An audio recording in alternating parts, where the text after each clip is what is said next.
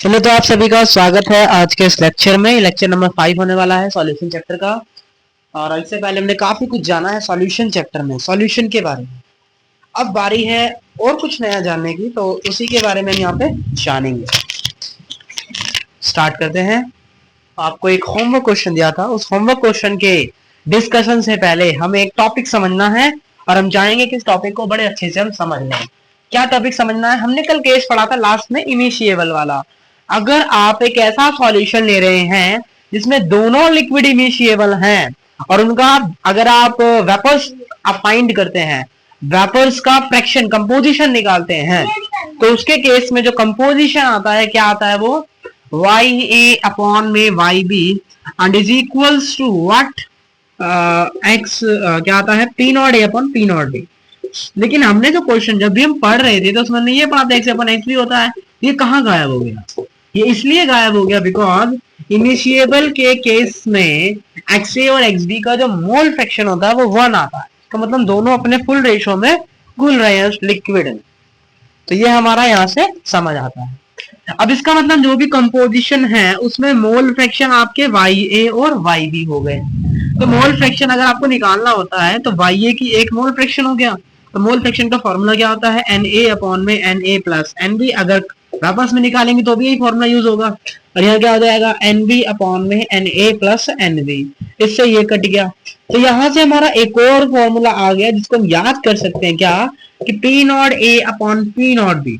ये compound A जो कि डिस्टिल्ड है, ये कंपाउंड B जो कि डिस्टिल्ड है, जो कि दोनों इनिशिएबल थे, ये आपस में बराबर आएंगे N of A upon N of B। तो हम इसको यहाँ पे याद कर सकते हैं। ये कब होगा? जब दोनों लिक्विड इनिशिएबल हों, जब दोनों लिक्विड घुल गए हों किसी लिक्विड में पूरी मात्रा में X और XB में। तो उसके केस में आप ये वाला केस यहाँ पे लगाएंगे। तो अब क्वेश्चन यहाँ पे हम करते हैं। तो क्वेश्चन क्या कह रहा है?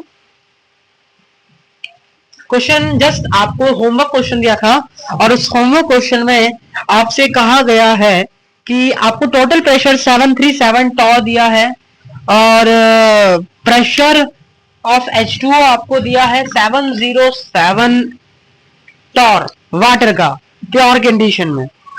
और इसके साथ आपको दिया है और आपको 75% वेट बाय वाटर आपको दिया गया है। क्वेश्चन ये डिमांड कर रहा है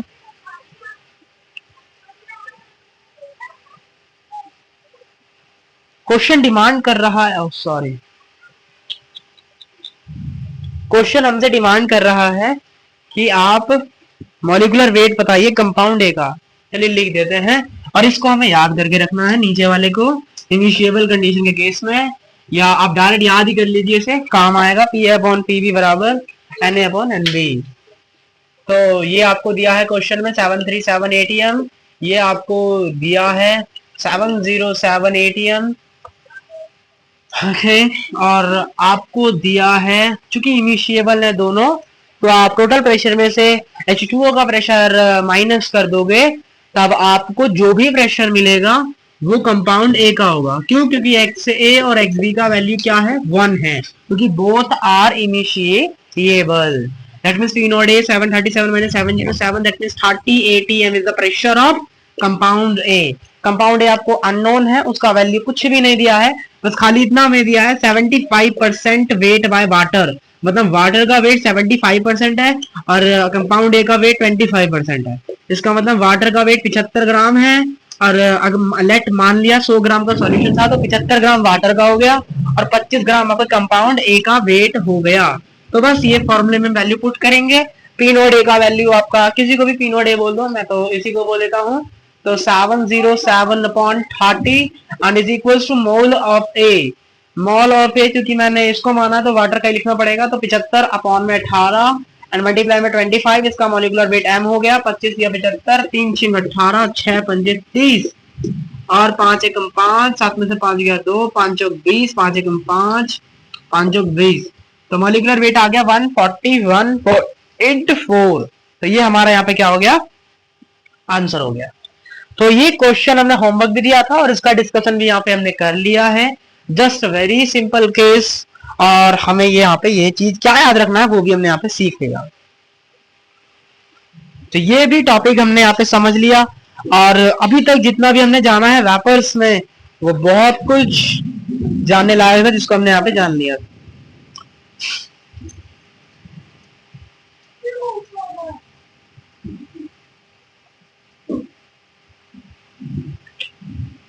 एक सेकेंड।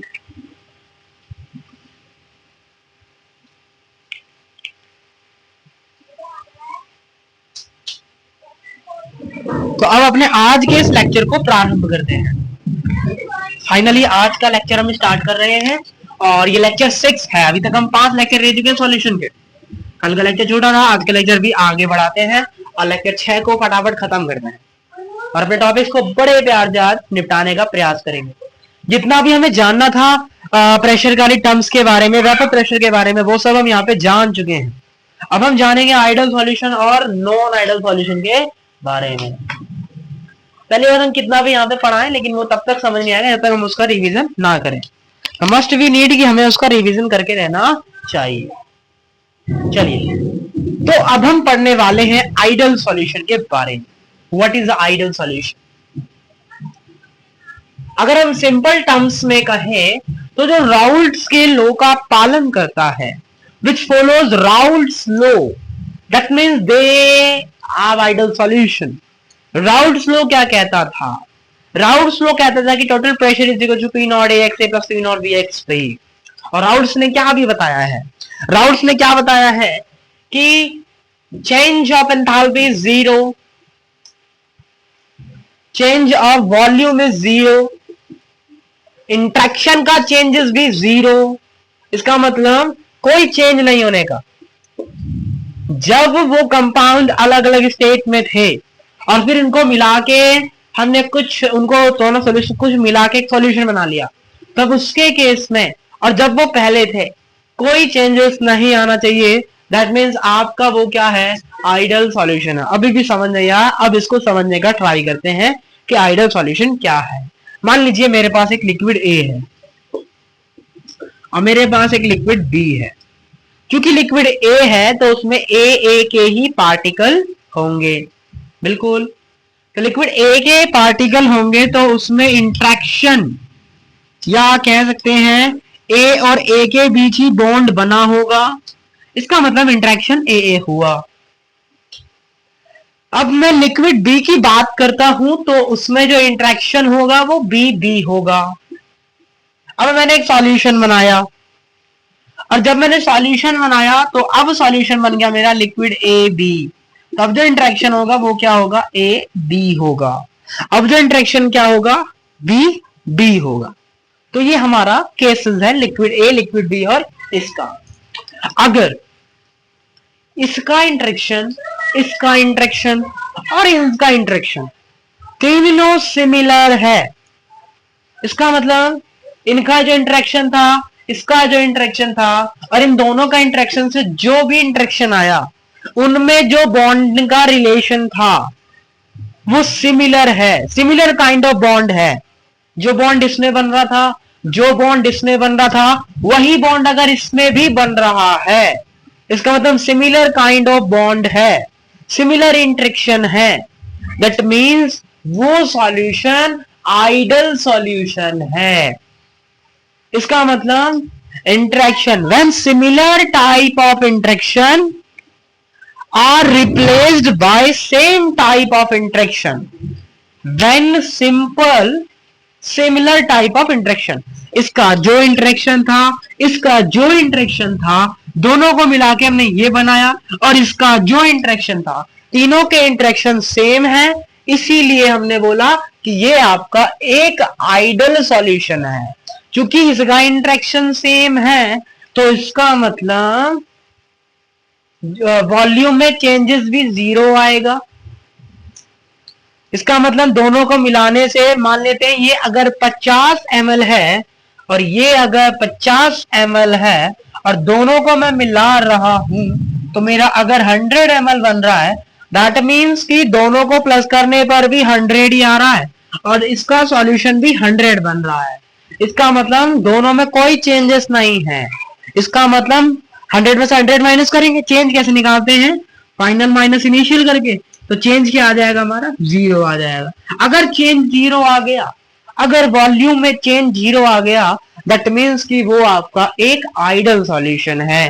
अगर हम हीट की बात करते हैं, इसमें से जो एनर्जी निकल रही थी, बी वाले सॉल्यूशन में से जो एनर्जी निकल रही थी, ए बी वाले सॉल्यूशन में से जो एनर्जी निकल रही थी, अगर उन एनर्जी का चेंजेस भी जीरो है, दैट मीन्स आप कह सकते हैं कि वो एक आइडल सॉल्यूशन है, वो एक आपका आइडल सॉल्यूशन है। अगर सिंपल तरीके से कहा जाए कि अगर आपका चेंजेस जीरो आता है, सिमिलर टाइप ऑफ इंट्रैक्शन करने के बाद अगर चेंज जीरो आता है, कोई सा भी चेंज नहीं आता, तो आप उसके केस में कहेंगे कि वो आपका एक आइडल सॉल्यूशन है। बाकी हमें सिर्फ समझना क्या है, आइडल सॉल्यूशन तभी होगा जब इसका जो इंटरेक्शन था, इनका जो इंटरेक्शन था, उनके इंटरेक्शन को मैंने रिप्लेस्ड कर दिया सेम काइंड ऑफ इंटरेक्शन से, तब हमको जो भी मिलेगा वो हमारा एक आइडल सॉल्यूशन होगा। आई होप हमने यहाँ पे समझ लिया कि आइडल सॉल्यूशन क्या होता है, और काफी अच्छे तरीके से हमने इसको जान लिया। तो आइडल सॉल्यूशन क्या है, जब आप सिमिलर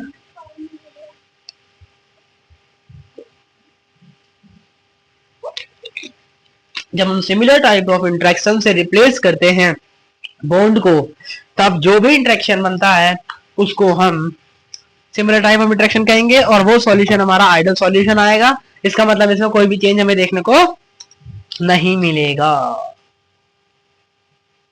आइए, तो हमने क्या बताया, वॉल्यूम में चेंज जीरो, डायलक्स में चेंज जीरो, लेकिन जो गिब्स फ्री एनर्जी होती है, जो इंट्रोपी होता है, उसमें चेंजेस हमें देखने को मिलेगा, हमें उसमें चेंजेस देखने को हमेशा मिलेगा। अब चेंजेस कैसे देखने को मिलेगा, अगर मैं इस वाले पार्टिकल को इसमें मिलाऊंगा, शांत वाले पार्टिकल को कुछ और जगह में मिलाएंगे तो वो कुछ ना कुछ गड़बड़ पैदा करेगा। इसका मतलब उसमें रैंडमनेस आ जाएगी। क्या आ जाएगी उसमें, रैंडमनेस। रैंडमनेस का मतलब इसमें आ जाएगा गड़बड़, उछल कूद, जिसका मतलब भागना चालू कर देंगे। इसका मतलब ए पार्टिकल को जो बी पार्टिकल में आ जाता है तो क्या बढ़ जाती है, रैंडमनेस। रैंडमनेस मतलब अणुओं की गति बढ़ जाएगी, अणुओं की क्या बढ़ जाएगी, गति बढ़ जाएगी, रैंडमनेस बढ़ जाएगी, टक्कर बढ़ जाएगी, अणुओं की टक्कर बढ़ जाएगी, और उनकी टक्कर बढ़ जाएगी, इसका मतलब रैंडमनेस इंक्रीज कर जाएगा। क्या इंक्रीज कर जाएगा, और हमने कल ही की क्लास में पढ़ाया था कि रैंडमनेस इंक्रीज करने का मतलब होता है एंट्रोपी इंक्रीज कर जाने का, इसको बोलते हैं एंट्रोपी। अगर रैंडमनेस इंक्रीज कर जाती है तो हमारी एंट्रोपी भी बढ़ जाती है। तो हमेशा याद रखना है कि कभी भी इंटरेक्शन होगा तो उसके केस में जो एंट्रोपी है वो हमेशा इंक्रीज करेगी, जो एंट्रोपी है वो हमेशा क्या करेगी, इंक्रीज करेगी। एंट्रोपी हमेशा क्या करती है, इंक्रीज करती है। और ये जी क्या होता है, इसको गिब्स फ्री एनर्जी बोलते हैं, इसको क्या बोलते हैं, गिब्स फ्री एनर्जी कहते हैं। इसको हम यूजफुल एनर्जी भी बोलते हैं। इसका मतलब यही क्या करेगा, इंटरेक्शन करवाएगा। ए और बी के मॉलिक्यूल्स का इंटरेक्शन कौन करवाएगा, जी करवाएगा। इसका मतलब जी क्या कर रहा है, अपनी एनर्जी खर्च कर रहा है। चूंकि जी अपनी एनर्जी खर्च कर रहा है तो इसीलिए गिब्स फ्री एनर्जी की वैल्यू यहां पे क्या हो जाएगी, कम हो जाएगी।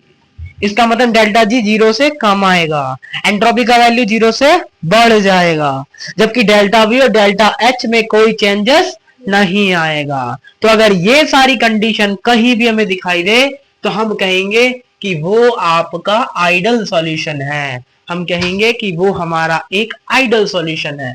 तो कंडीशन क्या बना, delta H zero, delta we zero, entropy change positive, gives free energy change negative.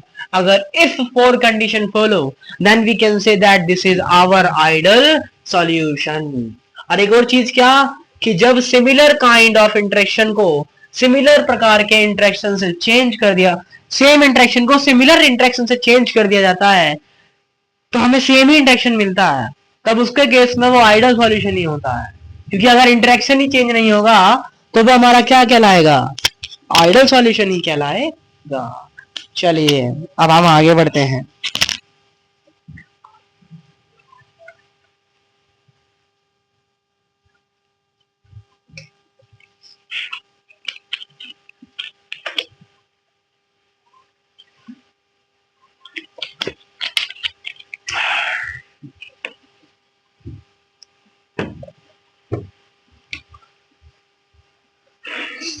तो यहां से मैंने समझा कि आइडियल सॉल्यूशन क्या है। आई होप अब ये हमें समझ में आ गया होगा। अब हम इसका ग्राफ समझते हैं। अगर मैं इसका ग्राफ बनाऊं तो वो ग्राफ मुझे कैसे मिलेगा? तो कैसे कह रहा हूं, ये राउल्ट्स लॉ है। प्रेशर वाली टर्म में समझाइए सर। आइए प्रेशर वाली टर्म में भी इसको समझने का ट्राई करते हैं।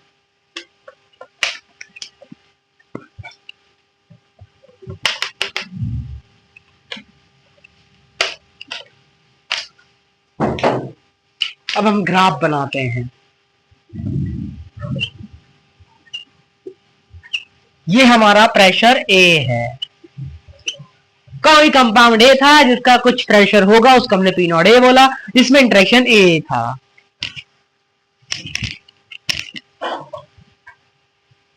और इधर हमने ले लिया पी नॉट बी।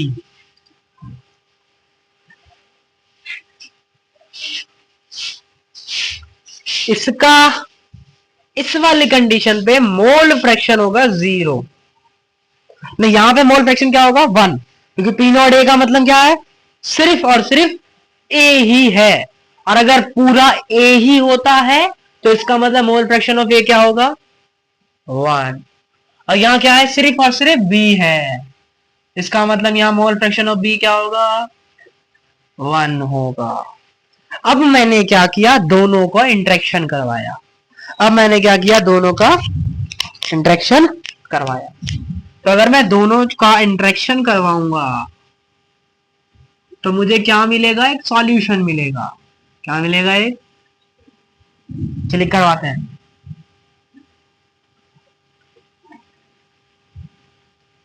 ये क्या है? पी नॉट ए। धीरे धीरे क्या खत्म हो रहा है? एक्स ए खत्म हो रहा है। धीरे धीरे क्या खत्म हो रहा है? और एक्स ए इधर धीरे धीरे धीरे क्या हो जाएगा? यहाँ पे 0 हो जाएगा। यहाँ एक्स धीरे धीरे क्या हो जाएगा? और यहाँ पे क्या हो रहा है? धीरे धीरे धीरे एक्स भी खत्म हो रहा है। और यहाँ पे एक्स भी क्या हो जाएगा? 0 हो जाएगा। क्या हो जाएगा? यहाँ पे 0 हो जाएगा। और इसका वैल्यू कैसे निकालेंगे? इसका वैल्यू आएगा पी नॉट एक्स ए से। इसका वैल्यू कैसे आएगा? अगर मुझे इसका प्रेशर निकालना हो, मुझे किसका प्रेशर निकालना हो? इसका। तो प्रेशर का फॉर्मूला क्या होता है? पी नॉट ए मल्टीप्लाई में मोल ऑफ सॉल्वेंट। तो अगर मुझे इसका निकालना तो क्या करना पड़ेगा? इसके मूल प्रेशर से मल्टीप्लाई करना पड़ेगा। किसको? इसी के मोल फ्रैक्शन से। अगर मुझे इसका प्रेशर निकालना है तो मुझे क्या करना पड़ेगा?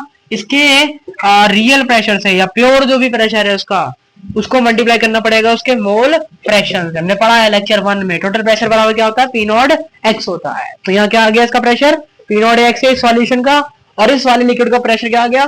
P not B X B. अगर मैं दोनों को मिक्स कर दूं, दोनों को क्या कर दूं, तो मुझे क्या मिल जाएगा? एक सॉल्यूशन मिल जाएगा। और उस सॉल्यूशन का प्रेशर क्या आएगा? दोनों को प्लस करके क्या आएगा? P naught A X A plus P not B X B. क्या आएगा? P naught A X A plus P not B X B आ जाएगा। तो इसी को हम क्या बोलते हैं? राउल्ट्स लॉ का ग्राफ। ये किसका ग्राफ है? और ये किस भी, और यही क्या हमारा आइडियल सॉल्यूशन है? यही क्या हमारा? अगर ये ग्राफ, ये टोटल प्रेशर जो आ रहा है, जो एक्चुअल टोटल प्रेशर आ रहा है, अगर हमारा टोटल प्रेशर इस वाली लाइन से हल्का सा भी नीचे हो गया, क्या हो गया? या ऊपर चला गया, तो इसका मतलब क्या है? कि ये आइडियल सॉल्यूशन नहीं है। ये आइडियल सॉल्यूशन, तो आइडियल सॉल्यूशन का मतलब क्या है? जो राउल्ट्स लॉ का पालन करे। इसका मतलब जो राउल्ट्स लॉ के हिसाब से टोटल प्रेशर आ रहा है, वही टोटल प्रेशर कैलकुलेट करने पर भी आना चाहिए, तभी वो हमारा क्या होगा? आइडियल सॉल्यूशन होगा। और उसका ग्राफ बनता है ऐसे। तो ग्राफ भी हमने समझ लिया। अगर प्योर स्टेट है तो सिर्फ यही होगा, और यही होगा तो सिर्फ इसी का मोल फ्रैक्शन होगा। ये स्टेट है तो सिर्फ यही होगा और इसका मोल फ्रैक्शन ये होगा। अगर इसका मुझे निकालना है तो उसके मोल फ्रैक्शन से मल्टीप्लाई कर देते हैं। इसका प्रेशर निकालेंगे तो उसके मोल फ्रैक्शन से मल्टीप्लाई कर देंगे। टोटल सॉल्यूशन का निकालना है तो दोनों को प्लस कर देंगे। तो इस तरीके से हमने समझ लिया कि आइडियल सॉल्यूशन का ग्राफ कैसे बनेगा। इजीली समझ लिया। तो ये होता है हमारा आइडियल सॉल्यूशन, जो कि राउल्ट के नियम का पालन करता है।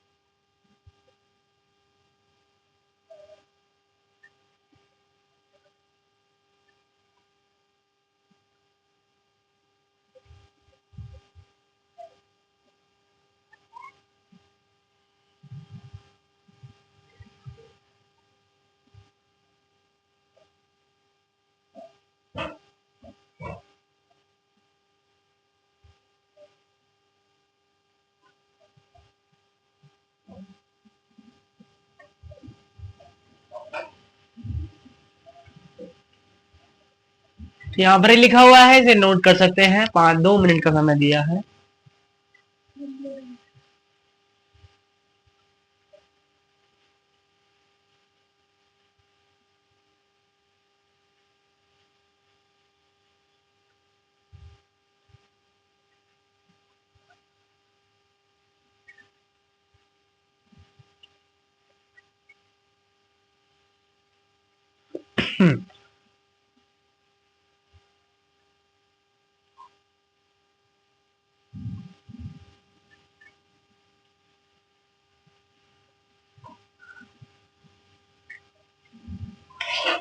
तो अब हम समझते हैं pressure composition curve for an ideal solution. अब हम समझेंगे वह तो जो भी प्रेशर होता है उसका अगर मुझे एक कंपोजिशन बताना हो, प्रेशर की मात्रा बतानी, मोल फ्रैक्शन बताने हो, वेपर प्रेशर वाली टर्म्स में, जब वो लिक्विड में होगा उस वाली फॉर्म में, या तब वो गैसियस फॉर्म में होगा उस वाली फॉर्म में, तो उसके केस में मैं क्या करूंगा हम यहाँ पे अब वो देखते हैं।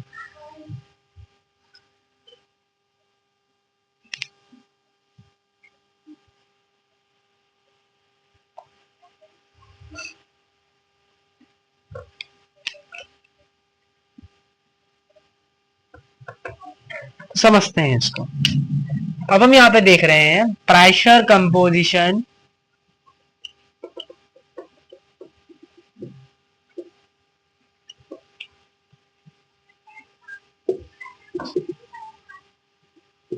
For an ideal solution.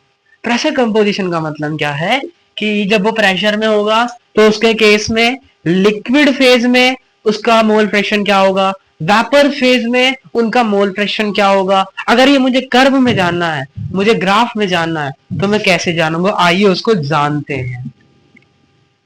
कैसे जानेंगे? उसका कर्व कैसे बनेगा?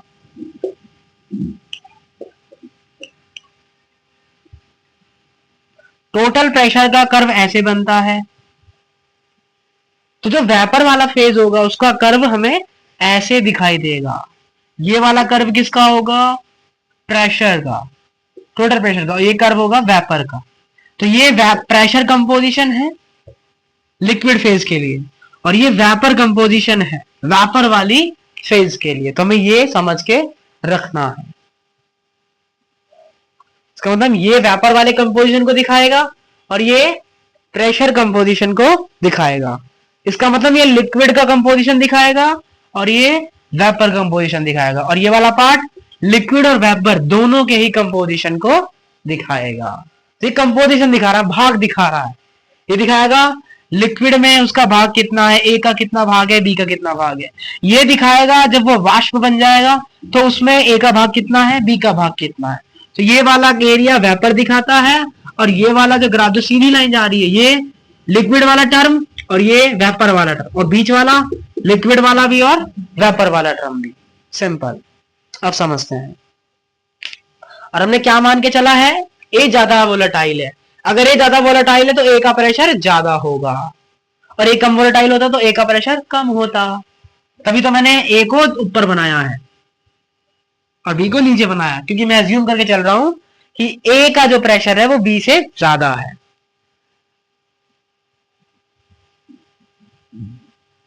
अब हम समझने का ट्राई करते हैं। मान लीजिए हमें ये ग्राफ दिया होता ऐसे,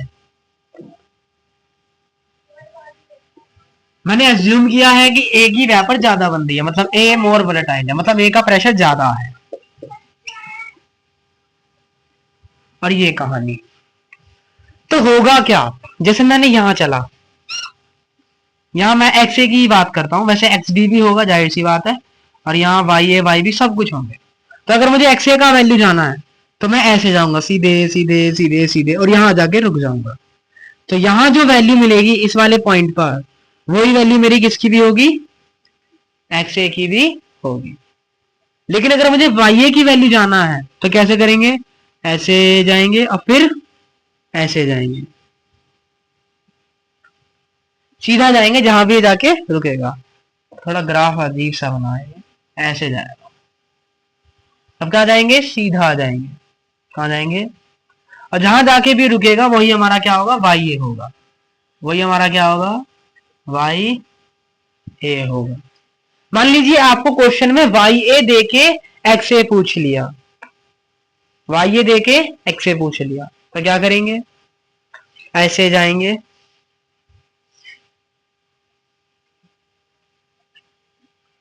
फिर ऐसे जाएंगे, तो ये वाला पार्ट हमारा क्या होगा, एक्स ए होगा।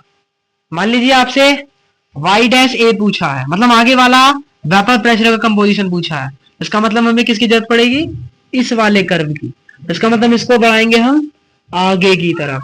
तो वही समझाने का मतलब है, लिक्विड की बात करेगा तो इससे निकालेंगे, वेपर वाले की बात करेगा तो इससे निकालेंगे। तो यही हमारा प्रेशर कंपोजिशन कर्व था। अब क्वेश्चन करते हैं ताकि इसको हम समझ सकें।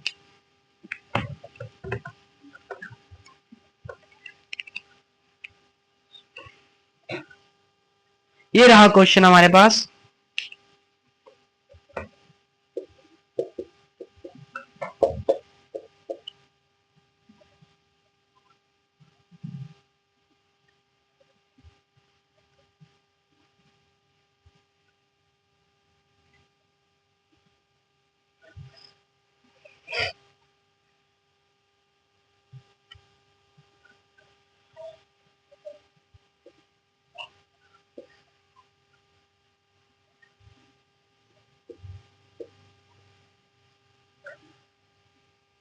क्वेश्चन ने हमें दिया है एक्स ए का कंपोजिशन है 0.2, इसका मतलब ये एक्स ए का कंपोजिशन है। तो क्वेश्चन ने पूछा है लिक्विड फेज में इसका कंपोजिशन क्या होगा, मतलब इसका कंपोजिशन लिक्विड फेज में, मतलब हमसे वैल्यू पूछी है वाई ए की। तो क्या करते हैं, सीधा सीधा सीधा जाएंगे और इसको जाके यहां रोक लेंगे, यहां रोक लेंगे तो हमें लिक्विड फेज का कंपोजिशन मिलेगा, लेकिन हमें कंपोजिशन चाहिए वेपर फेज का। तो इस वाले को आगे बढ़ाएंगे वेपर फेज में। ये ग्राफ कुछ अलग, मतलब थोड़ा बेकार वाला, इसको हम कहीं आगे बनाएंगे, आगे बनाएंगे तो यहां जा रहा है कहीं, ये जा रहा है कहीं यहां पर, और यहां वैल्यू क्या आ रही है 0.5, इसका मतलब वाई ए की वैल्यू क्या आ गई 0.5। That's the our answer. तो बस हमें यही जाना था। सबसे पहले कहां जाएंगे, ऊपर जाएंगे, फिर ऊपर जाएंगे, फिर ऐसे जाएंगे, फिर नीचे आएंगे। तो ये हमारा वेपर फेज के लिए हमें ऐसे काम करना होगा। और अगर ये मोल एक्स ए ये देकर एक्स ए पूछता तो क्या करते, इसको आगे बढ़ाते और फिर ऊपर ले जाते और इस पे जाके रोक देते, यही अपना एक्स ए का कंपोजिशन हो जाता।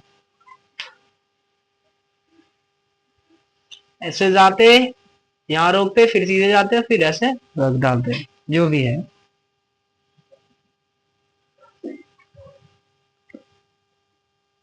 तो इस तरीके से हमने ये वेपर फेज में अगर हमें कर्व वर्व देगा और कंपोजिशन पूछेगा तो हम क्या करेंगे, ऊपर जाएंगे और वेपर वाले कंपोजिशन में जाके उस कर्व को चिपका देंगे। ग्राफ ही तो देखना है बस।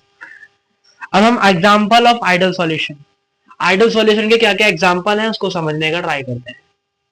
सबसे पहला सॉल्यूशन, पहला एग्जांपल हेक्सेन और हेप्टेन का एग्जांपल, क्योंकि हमें इंटरेक्शन से ही चीजों को समझना है। तो हेक्सेन का इंटरेक्शन, हेक्सेन बनाएंगे ऐसे, ये हेक्सेन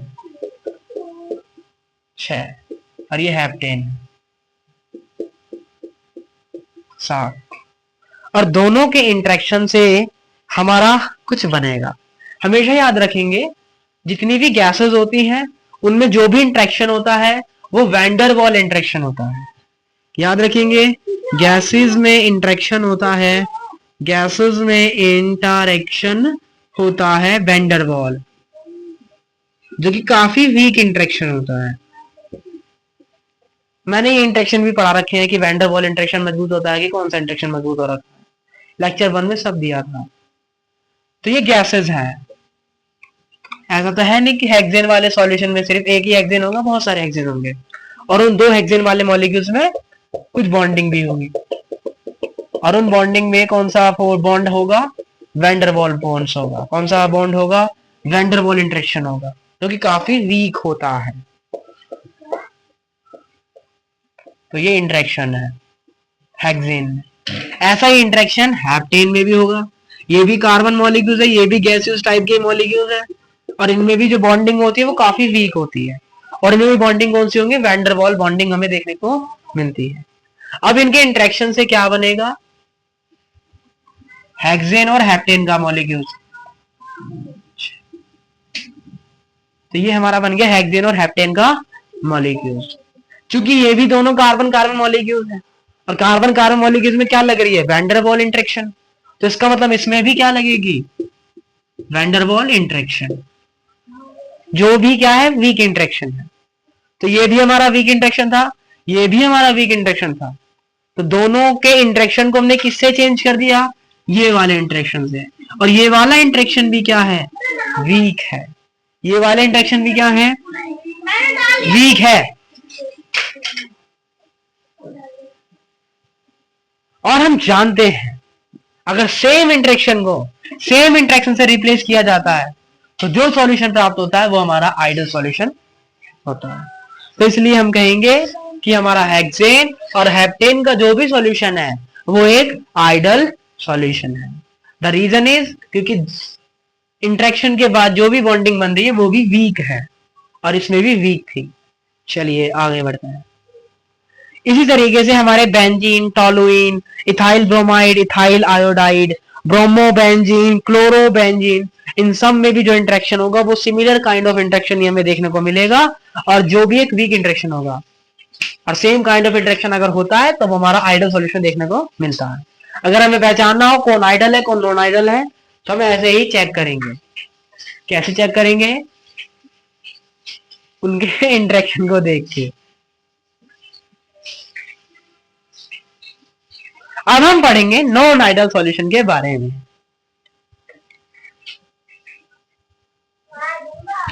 नॉन आइडियल सॉल्यूशन। अभी तक हमने आइडियल सॉल्यूशन पढ़ा, और अब बारी है नॉन आइडियल सॉल्यूशन की। What is non ideal solution? तो बेटा नॉन आइडियल सॉल्यूशन क्या होगा? सर जो आइडियल सॉल्यूशन नहीं होगा वो नॉन आइडियल सॉल्यूशन होगा। इसका मतलब सर जो जो आइडियल सॉल्यूशन में होता था उसका उल्टा कर देंगे तो हमें नॉन आइडियल सॉल्यूशन मिल जाएगा। बिल्कुल सही। तो कहने का मतलब है कि अगर जो इंटरेक्शन पहले था वैसा ही इंटरेक्शन उस सॉल्यूशन में ना मिले, जो इंटरेक्शन पहले था वो इंटरेक्शन अब ना मिले उन दोनों की कंबाइंड बॉन्डिंग के बाद, तब हम कहेंगे वो नॉन आइडियल सॉल्यूशन है। तो इसका मतलब उसमें हीट चेंज भी जीरो नहीं आएगा, उसमें वॉल्यूम चेंज भी जीरो नहीं आएगा। और हमेशा याद रखना है गिब्स एनर्जी हमेशा नेगेटिव आएगी और एंट्रोपी हमेशा पॉजिटिव होगी, चाहे आइडियल हो चाहे नॉन आइडियल हो। तो इसका मतलब हीट चेंज जीरो नहीं आएगा, वॉल्यूम चेंज जीरो नहीं आएगा। वैसे भी नॉर्मल सी बात है, अगर इंटरेक्शन सेम नहीं हो रहा है तो इसका मतलब कुछ ना कुछ हीट में जरूर चेंज आएगा, क्योंकि इंटरेक्शन सेम नहीं है, और इंटरेक्शन सेम नहीं तो वॉल्यूम में भी चेंजेस हमें देखने को मिलेगा। अगर पहले स्ट्रॉन्ग बॉन्डिंग थी और अब अगर वीक बॉन्डिंग हो गई है तो इसका मतलब वॉल्यूम ज्यादा दूर दूर होंगे। स्ट्रॉन्ग बॉन्डिंग होने का मतलब है वॉल्यूम को पास पास रखना। अगर पास पास होंगे बहुत सारे मॉलिक्यूल्स तो वॉल्यूम कम होगा, जगह कम घेरेंगे। लेकिन अगर बॉन्डिंग वीक हो जाएगी तो उसके केस में जो मॉलिक्यूल्स है वो काफी दूर दूर रहेंगे एक दूसरे से, और अगर दूर दूर रहेंगे तो वो इस स्थान को ज्यादा घेरेंगे, और अगर वो स्थान को ज्यादा घेरेंगे दैट मीन्स उनके वॉल्यूम में हमें चेंज देखने को मिलेगा। तो इसी को हम क्या बोलते हैं? Del V never is equals to zero. और हीट में भी हमें चेंजेस देखने को मिलेगा। स्ट्रॉन्ग मॉलिक्यूल्स में हीट हमें कम देखने को मिलेगी, वीक में ज्यादा देखने को मिलेगी, रैंडमनेस ज्यादा होगी। इसका मतलब delta is never zero, delta we never zero. That means non ideal solution में ये सब देखने को मिलता है, और सेम टाइम के इंटरेक्शन हमें देखने को नहीं मिलते। तो ये हमने यहां से जाना। और ये राउल्स के नियम का पालन भी नहीं करता है। That means total pressure is not equal to P naught A X A plus P not B X B. इसका मतलब कि ये राउल्स के नियम का पालन भी नहीं करता है।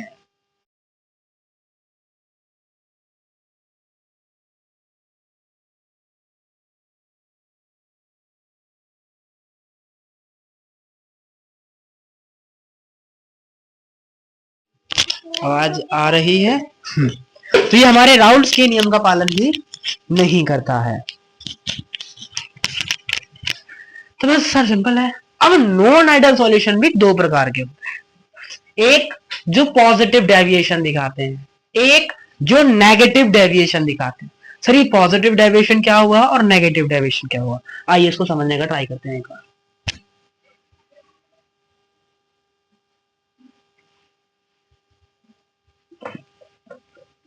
अब हम समझते हैं पॉजिटिव डेविएशन और नेगेटिव डेविएशन। सर मुझे जहां तक लग रहा है पॉजिटिव डेविएशन में सर ये होना चाहिए कि जो इंटरेक्शन पहले था और जो इंटरेक्शन अब है वो दोनों कमजोर है। इसका मतलब पहले वाला इंटरेक्शन कमजोर था और अब जो इंटरेक्शन है वो मजबूत है। इसका मतलब weak interaction replace by strong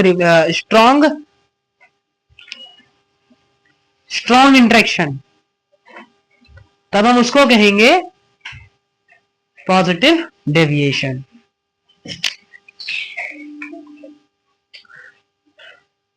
तो इसका मतलब पॉजिटिव डेविएशन वो डेविएशन होता है जिसमें वीकर इंटरेक्शन को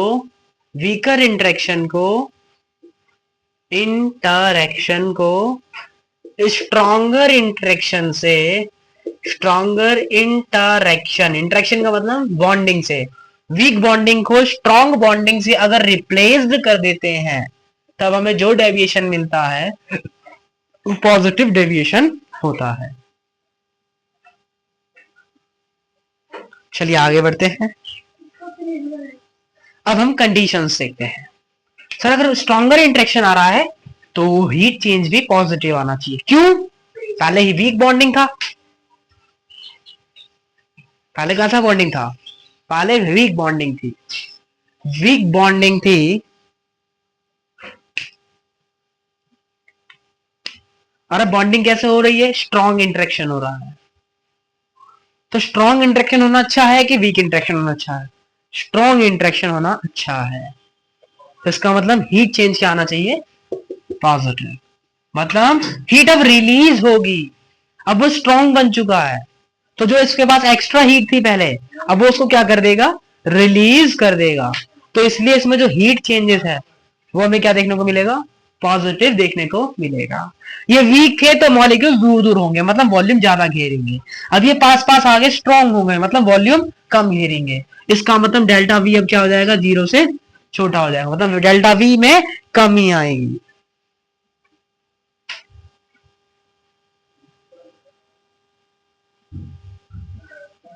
एक सेकेंड, हाँ मिस्टेक किया है। ये तो नेगेटिव डेविएशन का केस है। किसका केस है ये? हम तो पॉजिटिव डेविएशन पढ़ रहे थे ना। गड़बड़। पॉजिटिव डेविएशन में क्या होता है? स्ट्रॉन्गर इंटरेक्शन को कौन रिप्लेस करता है? Weaker interaction. कौन रिप्लेस करता है? Weaker interaction. इसका मतलब मान लिक्विड ए था और उसमें इंटरेक्शन ए था, लिक्विड बी था और उसमें इंटरेक्शन बी भी था, और अब लिक्विड क्या बन गया? ए बी, और उसमें इंटरेक्शन क्या है? A B. ए और बी का जो इंटरेक्शन है वो कैसा है? अब वीक है। लेकिन पहले इंटरेक्शन कैसा था? पहले कैसा था? तो अब जो डेविएशन होगा वो कैसा होगा? पॉजिटिव होगा। अब डेविएशन कैसा होगा? पॉजिटिव। स्ट्रॉन्ग होता, बॉन्डिंग स्ट्रॉन्ग होती तो इसका मतलब मॉलिक्यूल्स पास पास होते। और मैंने क्या पढ़ा है? जो उसके बीच मॉलिक्यूल्स या बॉन्डिंग स्ट्रॉन्ग होगी उसकी एनर्जी भी कम होगी, उसकी एनर्जी भी रैंडमनेस कम होगा। उसका रैंडमनेस क्या होगा? मतलब एनर्जी भी कम होगी, मतलब एनर्जी रिलीज। लेकिन अब ये क्या बन गया? मतलब ये क्या निकालेगा? बहुत ज्यादा क्या निकालेगा? तो इसका मतलब डेल्टा एच क्या आ जाएगा? इसमें पॉजिटिव आ जाएगा और डेल्टा वी क्या आ जाएगा? पॉजिटिव। क्यों?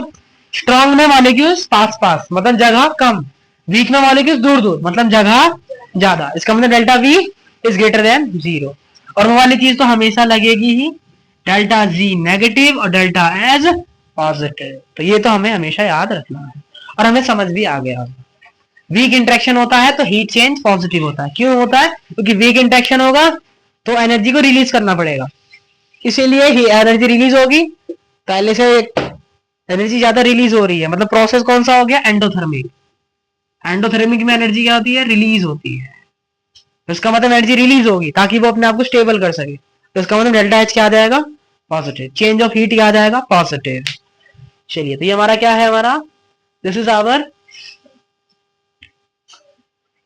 Positive deviation. अगर इसका ग्राफ की बात करते हैं तो ग्राफ कैसे बनेगा। पॉजिटिव डेविएशन का मतलब है जो प्रेशर पहले आ रहा था अब प्रेशर थोड़ा से ज्यादा आएगा। दिमाग लगाने की बात भी है। यहां इंट्रैक्शन स्ट्रांग था, यहां इंट्रैक्शन स्ट्रांग था, स्ट्रांग इंट्रैक्शन था, तो जो मॉलिक्यूल्स थे ए वाले मॉलिक्यूल्स ए को ऊपर जाने नहीं देंगे क्योंकि स्ट्रांग पकड़ के रखेंगे। स्ट्रांग ऊपर जाने नहीं देंगे, इसका मतलब इसका प्रेशर स्ट्रांग वाले में कम होगा, लेकिन वीक वाले में क्योंकि वो जोर से पकड़ के इन्हें रखे, तो इसका मतलब वो हल्के से टेम्परेचर पर ही दूर दूर भाग जाएंगे। दूर दूर भाग जाएंगे इसका मतलब वो वेपर बना लेंगे, इसका मतलब प्रेशर बना लेंगे। तो इसका मतलब इसका प्रेशर क्या आना चाहिए, ज्यादा आना चाहिए। तो इसका मतलब मैं अगर आइडल सॉल्यूशन का ग्राफ बनाता हूं तो आइडल सॉल्यूशन का ग्राफ कैसे बनता है, ये हमारा आइडल सॉल्यूशन का ग्राफ बनता है। लेकिन अगर मुझे नॉन आइडल सॉल्यूशन में पॉजिटिव डेविएशन ग्राफ बनाना तो मुझे कैसे बनाना पड़ेगा, ये तो आइडल सॉल्यूशन का था लेकिन टोटल प्रेशर क्या आ रहा है, पहले से ज्यादा आ रहा है। इसका मतलब अब कैसे बनना चाहिए, ऐसे। तो ग्राफ कैसे बन जाएगा, ऊपर आ जाएगा। पहले यहां था लेकिन अब कहां जाएगा, ऐसे ही यहां भी देखने को मिलेगा और ऐसे ही। और इसका रीजन क्या है, क्योंकि ये पॉजिटिव डेविएशन शो कर रहे हैं, पॉजिटिव की तरफ जा रहे हैं, प्रेशर बढ़ा रहे हैं, इसीलिए इनको क्या बोला गया, पॉजिटिव डेविएट हो रहे हैं, भटक रहे हैं, प्रेशर इंक्रीज कर रहे हैं। चलिए अब हम एग्जाम्पल की बात करते हैं। तो पॉजिटिव डेविएशन इजीली समझ लिया कि भैया stronger interaction replace by weaker interaction, so it is so positive deviation because the total pressure is become high पहले की तुलना में।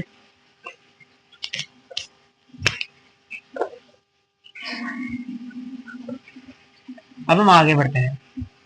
अब हम इसके एग्जाम्पल करते हैं। जैसे हमारा पहला एग्जाम्पल है इथेनॉल और साइक्लोहेक्सेन का।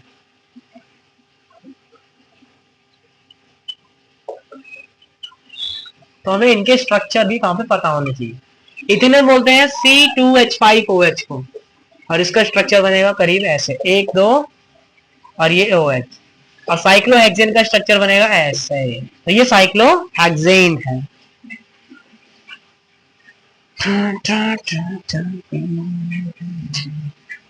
क्योंकि यहां सिर्फ कार्बन कार्बन के मॉलिक्यूल्स हैं और मेरे पास 2 लिक्विड हुए, एक लिक्विड ये वाला, एक लिक्विड ये वाला, यहाँ पे सिर्फ किस के मॉलिक्यूल्स होंगे, मीथेनॉल एथेनॉल एथेनॉल और एथेनॉल के। और यहाँ किसके, साइक्लोहेक्सेन और, लेकिन इससे क्या मिल जाएगा, क्या बन जाएगा, इथेनॉल और साइक्लोहेक्सेन क्या बन जाएगा। यहाँ से हमें ऐसे चेक करना होगा, इथेनॉल में ये, साइक्लोहेक्सेन में ये। तो अब देखिए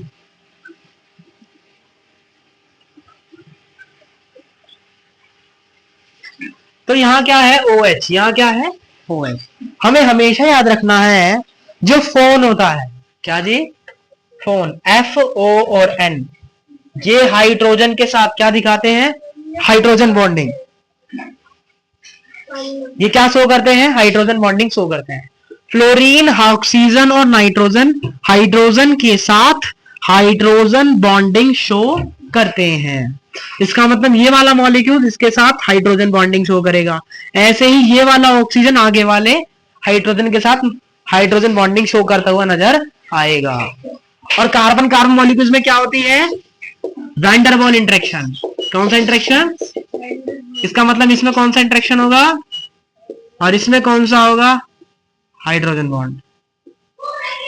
और अब जो इंटरेक्शन होगा, अब दोनों क्या हो गए, मिल जाएंगे।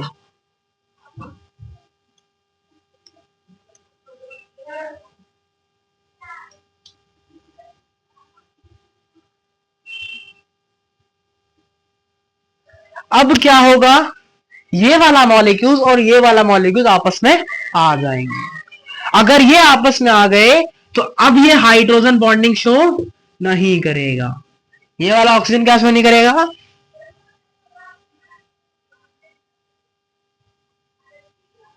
ये समझ आया। हमने इथेनॉल को बनाया और हमने साइक्लोहेक्सेन को बनाया। हमने इथेनॉल में क्या समझाया कि इथेनॉल क्या शो कर रहा है, हाइड्रोजन बॉन्डिंग शो कर रहा है। क्या शो कर रहा है, फोन वाले मॉलिक्यूल्स के साथ।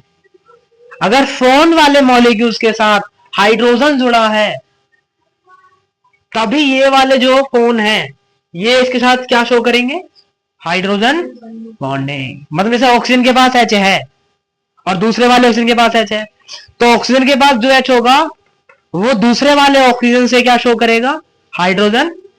ऐसा नहीं कि ये वाला OH कार्बन के साथ हाइड्रोजन बॉन्डिंग शो करे, ऐसा पॉसिबल नहीं है।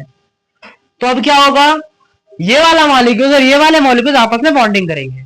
क्या अब यहाँ पे हाइड्रोजन बॉन्डिंग होगी, क्योंकि यहाँ पे भी क्या है, हाइड्रोजन है, और यहाँ क्या है, और ऑक्सीजन हाइड्रोजन क्या शो करते हैं। लेकिन ऐसा मैंने थोड़ी नहीं पढ़ा है, मैंने क्या पढ़ा है, फोन, फ्लोरीन ऑक्सीजन नाइट्रोजन के पास अगर हाइड्रोजन है और ऐसा ही मॉलिक्यूल और मिल गया तब जाके ये वाला हाइड्रोजन इसके साथ क्या शो करेगा, हाइड्रोजन बॉन्डिंग। तो ऐसे वाले मॉलिक्यूल्स में और नहीं है, इसके पास कोई OH या कोई FH या कोई ऐसा नहीं है। इसका मतलब ये वाला मॉलिक्यूल जिसके साथ हाइड्रोजन बॉन्डिंग, तो इसका मतलब यहाँ पे क्या होगी, कुछ नॉर्मल बॉन्डिंग होगी। और हाइड्रोजन बॉन्डिंग सबसे मजबूत होती है, सबसे स्ट्रांग होती है। तो इसका मतलब अब जो बॉन्डिंग होगी वो इससे कमजोर होगी। क्योंकि बॉन्डिंग अब इससे कमजोर होगी, इसका मतलब इंटरेक्शन क्या होगा, इसका वीक होगा। इसका मतलब इसका इंटरेक्शन हो गया वीकर और इसके इंटरेक्शन हो गए स्ट्रॉन्ग। तो इसका मतलब अब जो डेविएशन होगा वो कौन सा डेविएशन होगा, पॉजिटिव डेविएशन होगा। तो इसी को हमने यहां पे समझा। क्या समझा कि cyclohexane reduce the extent of hydrogen bonding between ethanol molecules leads to positively deviated system. कहने का मतलब कि जो फोन मॉलिक्यूल्स होते हैं इसको आईओसी में और अच्छे से समझेंगे। जब इनऑर्गेनिक पढ़ेंगे तभी को समझेंगे कि जो फ्लोरीन होता है, ऑक्सीजन होता है, हाइड्रोजन होता है, इसके पास जो हाइड्रोजन होता है और जो आगे के फ्लोन ऑक्सीजन नाइट्रोजन होते हैं वो इन वाले हाइड्रोजन के मॉलिक्यूल्स के साथ क्या शो करते हैं, हाइड्रोजन बॉन्डिंग। इसका मतलब FON के पास जो हाइड्रोजन है, इसके पास जो हाइड्रोजन है, ये वाला जो हाइड्रोजन होगा वो इस वाले हाइड्रोजन के साथ क्या करेगा, इन मॉलिक्यूल्स के साथ शो करेगा हाइड्रोजन बॉन्डिंग। इसका मतलब यहां हो जाएगा हाइड्रोजन बॉन्डिंग। यहाँ कार्बन कार्बन के मॉलिक्यूल्स हैं और इसमें क्या देखने को मिलता है, वैन डर वाल्स बॉन्डिंग। अब यहाँ पे क्या हुआ, इथेनॉल के मॉलिक्यूल्स हैं और यहाँ क्या साइक्लोहेक्सेन बीच में घुस गया। अभी भी इथेनॉल के मॉलिक्यूल्स होंगे लेकिन जो इंटरेक्शन होगा वो क्या बनेगा, इथेनॉल और साइक्लोहेक्सेन। तो अब जो हाइड्रोजन बॉन्डिंग पहले मजबूत हो रही थी अब वो हाइड्रोजन बॉन्डिंग क्या हो जाएगी, वीक हो जाएगी। क्यों वीक हो जाएगी, क्योंकि बीच में क्या घुस गया, साइक्लोहेक्सेन। और साइक्लोहेक्सेन क्या शो नहीं करेगा, हाइड्रोजन बॉन्डिंग। क्यों हाइड्रोजन बॉन्डिंग शो नहीं करेगा, क्योंकि साइक्लोहेक्सेन के पास एक भी ये वाला मॉलिक्यूल FON इसके पास, और इसके पास अगर FON नहीं है तो इसका मतलब ये वाला हाइड्रोजन इसके साथ क्या शो नहीं करेगा।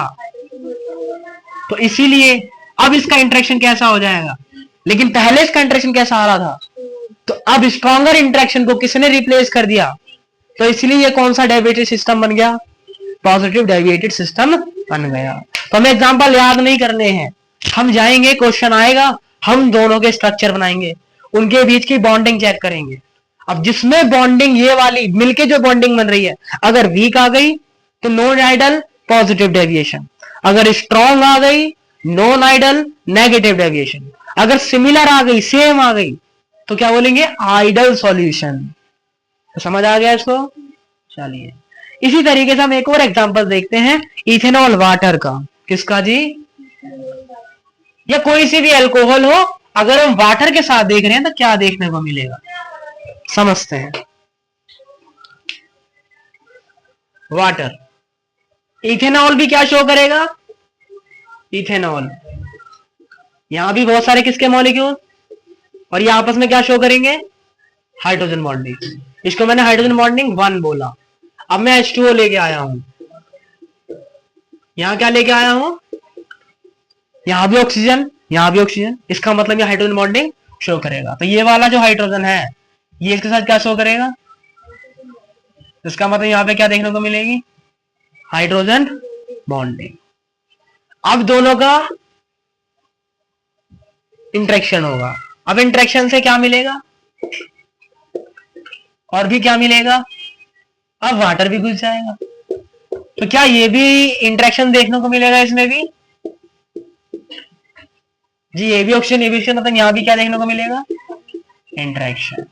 तो तीनों तरफ हाइड्रोजन बॉन्डिंग है, इसका मतलब तीनों हाइड्रोजन बॉन्डिंग है। लेकिन हमें नहीं पता कि कौन सी स्ट्रांग है, क्या ये वाली स्ट्रांग है, क्या ये वाली वीक है, क्या ये वाली स्ट्रांग है या ये वाली वीक है। तो क्या समझेंगे, तो हमें याद रखना है, हमें याद रखना है कि वाटर की जो भी बॉन्डिंग होती है वो सबसे ज्यादा मजबूत होती है। इसका मतलब bonding of water molecule is always greater than, हमेशा याद रखेंगे कि वाटर की जो हाइड्रोजन बॉन्डिंग होती है सबसे मजबूत होती है अल्कोहल से। इसका मतलब इसकी बॉन्डिंग मजबूत होगी, अकेले वाटर की बॉन्डिंग सबसे, फिर उसके बाद किसकी आएगी, अल्कोहल की।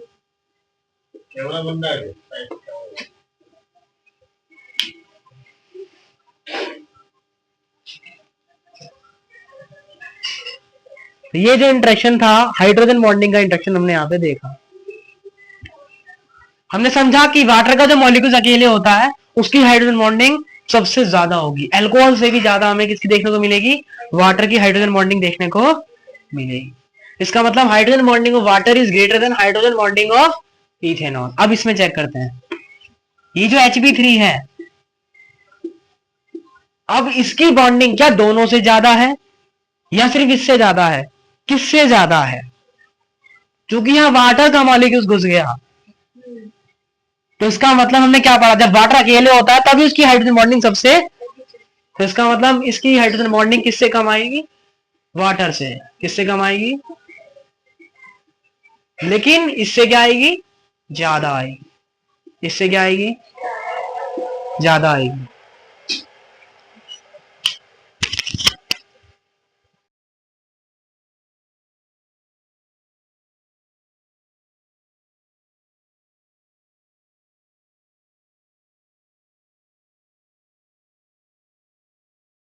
तो इससे हाइड्रोजन बॉन्डिंग क्या आएगी, ज्यादा आएगी। तो इसका मतलब पहले इंटरेक्शन क्या था, स्ट्रॉन्गर, लेकिन अब इंटरेक्शन क्या हो गया, इससे वीक हो गया, क्योंकि यहाँ प्योर वाटर की हाइड्रोजन बॉन्डिंग ज्यादा होती है।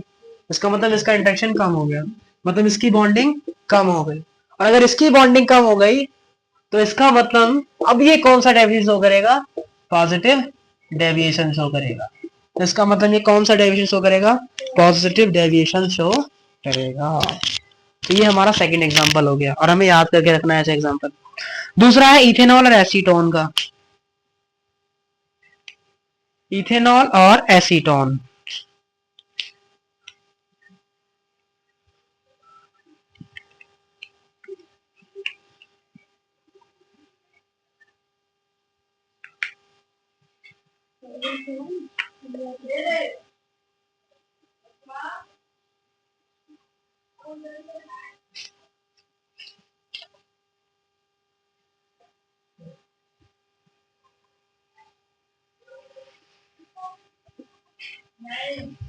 इथेनॉल और एसीटोन, अब हम यह इंडक्शन देखेंगे इथेनॉल और एसीटोन का।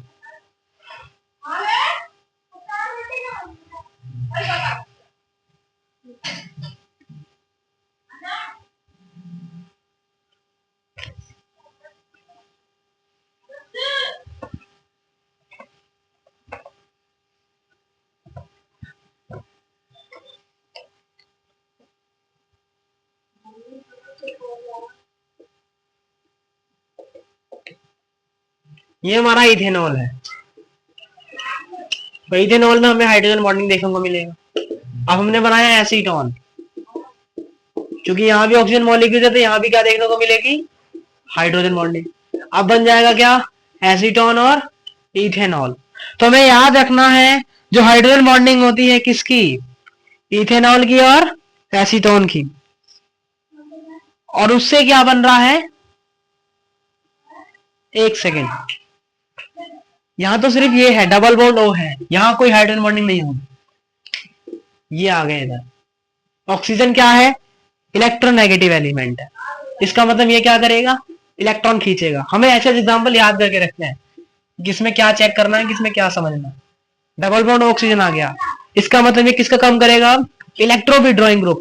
इसका मतलब इलेक्ट्रॉन खींचेगा, इसका मतलब इसके इलेक्ट्रॉन क्या करेगा? ये खींचेगा। तो इसका मतलब यहाँ क्या चार्ज आ जाएगा? नेगेटिव। और यहाँ क्या चार्ज आ जाएगा? पॉजिटिव। ऐसे ही अगर दो मॉलिक्यूल ले लो तो ये आ जाएंगे। तो अब क्या देखने को मिलेगा? पॉजिटिव वाला नेगेटिव से और नेगेटिव वाला पॉजिटिव से। और ये क्या बन गया? माइनस प्लस अगर एक साथ आ जाता है तो इसको हम बोलते हैं डाइपोल। तो इसका मतलब ये कौन सा इंटरेक्शन हो गया? Dipole dipole interaction. ये कौन सा इंटरेक्शन हो गया? इसको उल्टा बना लेते हैं। ये कौन सा इंटरेक्शन हो गया हमारा?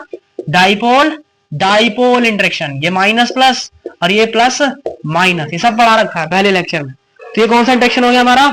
Dipole interaction.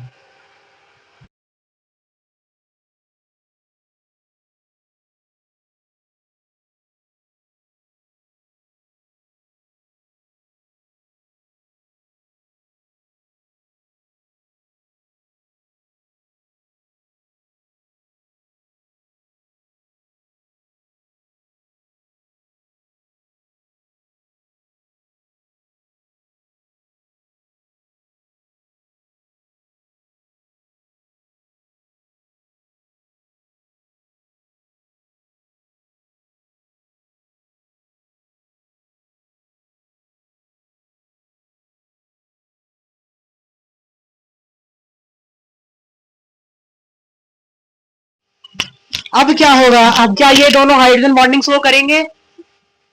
क्या ये हाइड्रोजन बॉन्डिंग शो करेगा? नहीं करेगा, क्योंकि ये इलेक्ट्रो विड्रॉइंग ग्रुप है। ये फोन तो है नहीं, ये कौन सा ग्रुप है? क्योंकि डबल बॉन्ड ऑक्सीजन आ गया। सिंगल बॉन्ड ऑक्सीजन आता तो हम कहते कि हाइड्रोजन बॉन्डिंग शो कर रहा है, लेकिन क्या आ गया? डबल बॉन्ड ऑक्सीजन आ गया। इसका मतलब हाइड्रोजन बॉन्डिंग शो नहीं करेगा। और हमने पढ़ा हाइड्रोजन बॉन्डिंग सबसे मजबूत होती है। तो इसका मतलब अब इसका इंटरेक्शन कैसा आ जाएगा? वीकर। और इसका इंटरेक्शन कैसा था? स्ट्रॉन्ग। इसका मतलब वीकर इंटरेक्शन और ये स्ट्रॉन्गर इंटरेक्शन। तो अगर स्ट्रॉन्गर इंटरेक्शन को वीकर इंटरेक्शन रिप्लेस करता है तो डेविएशन कौन सा होता है? Positive deviation. इसका मतलब ये कौन सा डेविएशन हुआ? पॉजिटिव डेविएशन हुआ। तो हम इसे ऐसे बना के चेक करेंगे। कीटोनिक गैस में डाइपोल हुआ या हाइड्रोजन बॉन्डिंग हुई, फिर इनसे ये मॉलिक्यूल्स बन गया। अब इस मॉलिक्यूल में कोई हाइड्रोजन बॉन्डिंग शो नहीं हो रही है, इसका मतलब ये पहले वाले हाइड्रोजन बॉन्डिंग में कमी डाल रहा है। और हमने पढ़ा है पहले लेक्चर में हाइड्रोजन बॉन्डिंग और dipole interaction, hydrogen bonding is greater than dipole interaction. So hydrogen bonding को क्या कर रहा है? ये कमी पहुंचा रहा है। मतलब अब बॉन्डिंग वीक हो रही है। तो अगर बॉन्डिंग वीक होगी है तो जो इंटरेक्शन होता है, जो डेविएशन होता है, वो होता है पॉजिटिव डेविएशन। तो इसका मतलब acetone reduce the extent of hydrogen bonding between ethanol and leads to positive deviation. तो यहां से हमने इसको जाना इथेनॉल और एसीटोन के इस एग्जाम्पल को। अब हम आगे बढ़ते हैं।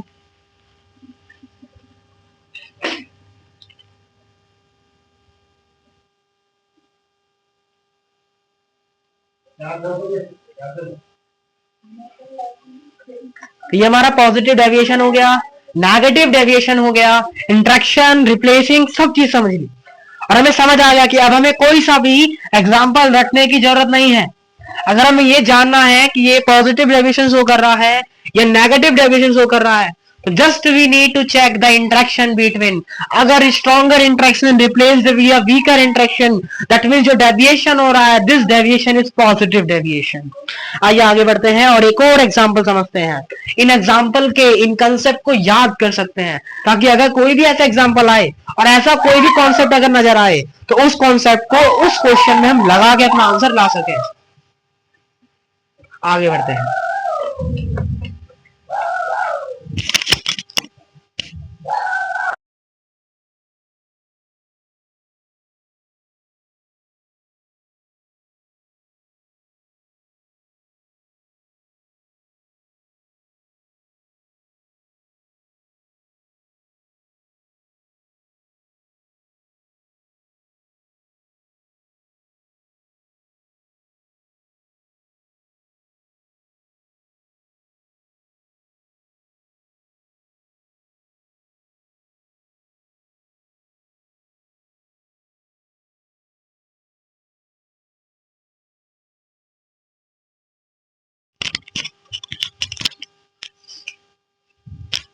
चलिए एक और एग्जांपल देखते हैं। अब हमने लिया है CCl4 और बेंजीन। 4 बज गए। CCl4 और बेंजीन, हमने लिया CCl4, Cl और Cl। हमें याद रखना है CCl4 एक गैस है और वो van der Waals bonding show करेगा। इसके बीच कौन सी बॉन्डिंग होगी? Van der Waals. अब हमने लिया बेंजीन, हमने लिया है बेंजीन। बेंजीन में भी कार्बन के मॉलिक्यूल्स हैं, तो यहां भी क्या शो होगा? Van der Waals interaction. अब क्या होगा? अब इंटरेक्शन होगा इसका और इसका। क्या होगा? इसका और इसका इंटरेक्शन होगा। और यहां भी क्या आ गया? बेंजीन। ये भी कार्बन मॉलिक्यूल्स, और इसमें भी क्या शो होगी हमें? Van der Waals. इसमें भी कौन सी बॉन्डिंग शो होगी? तो हमें याद रखना है कि बेंजीन और CCl4 के बीच जो वैन डर वाल्स जो भी बॉन्डिंग हो रही है वो वीक है इससे। क्या है वो? किससे वीक है? CCl4 की CCl4 की बॉन्डिंग से। याद कर लेना है। ऐसे को हम क्या कर लेंगे? याद कर लेंगे। क्या कर लेंगे इसको हम? क्या याद करेंगे? CCl4 की जो वैन डर वालिंग है, जो भी बॉन्डिंग है, वो बेंजीन और CCl4 की बॉन्डिंग से क्या है? मजबूत है। इसका मतलब इसकी बॉन्डिंग को मैंने अगर B1 नाम दिया और इसकी बॉन्डिंग को मैंने B2 नाम दिया, तो B1 की बॉन्डिंग क्या आएगी? क्या आएगी? ज्यादा आएगी। और इससे क्या आएगी? इसकी कम आएगी। लेकिन चूंकि ये स्ट्रॉन्गर और ये इससे कम, मतलब वीकर, तो stronger interaction replaced by weaker interaction, that means this is our positive deviation. इसको हम याद कर लेंगे। CCl4 का जो इंटरेक्शन होता है वो मजबूत होता है बेंजीन और CCl4 के इंटरेक्शन से, तो that means CCl4 plus benzene एक पॉजिटिव डेविएशन शो करते हैं। चलिए आगे बढ़ते हैं और एक और एग्जांपल देखते हैं। अब हम देख रहे हैं CCl4 और Cl3 का। ये इंपॉर्टेंट है। CCl4 और बेंजीन वाला इंपॉर्टेंट था। अब हम आगे बढ़ते हैं, करते हैं CCl4 और HCl3। इसको क्लोरोफॉर्म और इसको टेट्राक्लोराइड। कार्बन टेट्राक्लोराइड क्या शो करेगा? कौन सी बॉन्डिंग जी? Van der Waals bonding. कौन सी बॉन्डिंग शो करेगा ये? Van der Waals bonding. अब CHCl3 की बात करते हैं। ये अपना है Cl और ये क्या है? हाइड्रोजन। क्लोरीन क्या है? विड्रॉइंग ग्रुप है। क्या है ये? तो इसका मतलब ये इलेक्ट्रॉन खींचेगा और ये इलेक्ट्रॉन, अगर इलेक्ट्रॉन खींचेगा तो इस पे क्या चार्ज आ जाएगा? और इस पे क्या आ जाएगा? इस पे क्या आ जाएगा? और इस पे पॉजिटिव पॉजिटिव। इसका मतलब पॉजिटिव और नेगेटिव अगर एक साथ आ जाते हैं तो क्या बन जाता है? डाइपोल बन जाता है। तो यहां क्या आ जाएगी? डाइपोल। इसका मतलब CH3 वाले मॉलिक्यूल में, CH3 वाले लिक्विड में CHCl3 के बहुत सारे क्या होंगे?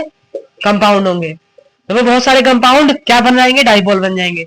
और अगर डाइपोल डाइपोल अगर पास में आ जाते हैं तो वो क्या शो करते हैं? Dipole interaction. क्या शो करते हैं? तो इसका मतलब क्लोरोफॉर्म क्या शो करेगी? Dipole interaction. क्या शो करेगी? और ये क्या है? Van der Waals interaction. तो डाइपोल इंटरेक्शन मजबूत होता है कि वैन डर वाल्स इंटरेक्शन मजबूत होता है?